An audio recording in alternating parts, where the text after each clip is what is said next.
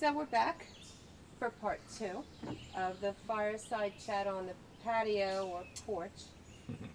Okay, so elaborate. Yeah, the where we broke off for part one was we were dealing with the individual who, upon self-reflection, recognizes an inadequacy that they have because of lack of tools given during their upbringing. The other situation that we had spoken about previously is that when two people are talking, just friends, and one is emotionally guarded, the other is emotionally open, Mm-hmm. that situation can occur very frequently.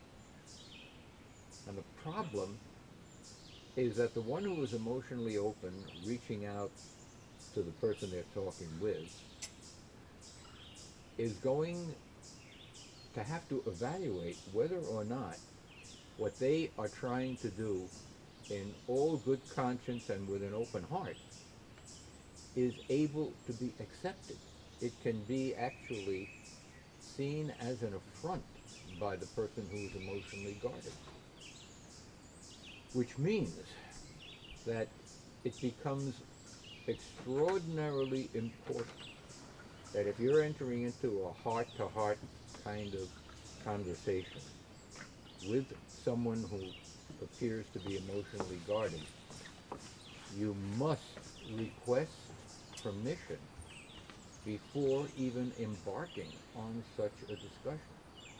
What would make somebody of emotionally distant? That is all from their upbringing. We talked about that on part one, but in a nutshell, that at this point in their lives, they did not have the tools coming up to be able to guide their lives in the direction that brought them the greatest joy. Would you say, in a nutshell, that fear? I really don't want to put words in your mouth, but there are here and then the but. There were things you said last night that during our discussion that I'm not hearing you say right now. So I'm going to tell you what I remember from what you said, and tell me if I remember wrong. Sure.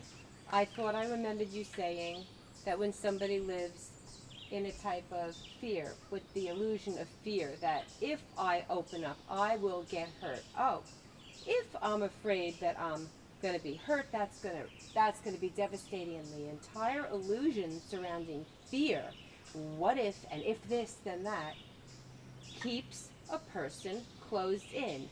And there are countless scenarios for what terrible things will befall me if I actually open up. Now, in some cases, somebody has to be guarded. If an individual is engaging with somebody else that's out to destroy the individual, why they're in that situation could be any number of reasons. But interpersonally, if a person, and this was the discussion yesterday, interpersonally, if somebody feels that the relationship is an aggressive one and that one has to stay guarded, somebody looking on would suggest, perhaps you need to be in a different relationship where you feel emotionally safe rather than the need to be emotionally guarded. And yet there are people who continue to seek interpersonal relationships where they are permitted to stay guarded. And I've seen plenty of people married for 50 years who each took care of themselves emotionally, not each other, and they've lived their entire lives that way.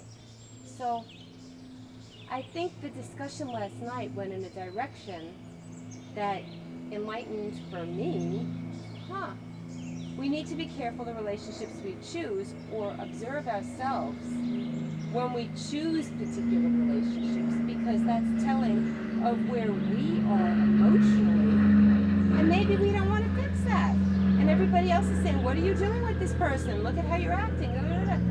Well, sometimes that may be the emotional background from childhood predisposes an individual to wanting to stay self-protective.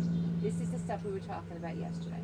Absolutely, but we also brought up the idea that the individual who is so self-guarded basically is indicating a lack of trust in the person that they are relating to.